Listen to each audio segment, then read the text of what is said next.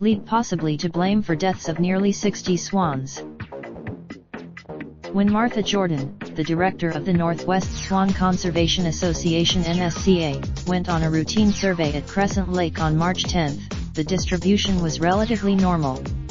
When she returned According to Jordan, almost all the swans have classic symptoms of lead poisoning: weight loss, swelling, a paralyzed nervous system that makes walking and flying difficult, and trouble holding their heads up. With 40 years of experience dealing with swans, Jordan said the event blindsided. Though this type of die-off is common in other areas, it's rare for this region, she said. Part of the reason could be due to weather. A rare snowstorm. March is when the swans start to migrate to their breeding ground, and those that remain are usually single birds, as swans are known to have strong pair bonds. On one of her recent survey trips, Jordan saw a pair of swans who stayed behind, one swimming back and forth to its partner, who was clearly sick and struggling. The next day Jordan saw one of them had died and the mate stayed by its side.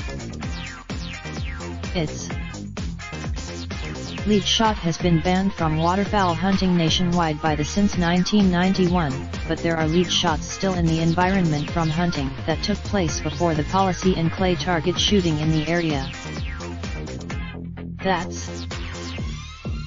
It takes 3 to 4 weeks for symptoms of lead poisoning in the birds to show up, according to Zimmerman.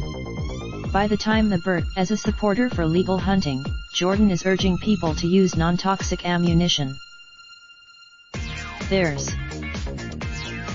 NSCA is working closely with Washington Department of Fish and Wildlife to discuss next steps, including cleaning up the carcasses so there's no secondary poisoning, placing poles where there is lead to discourage landing or feeding in the area, and possibly track the swans if there is enough funding.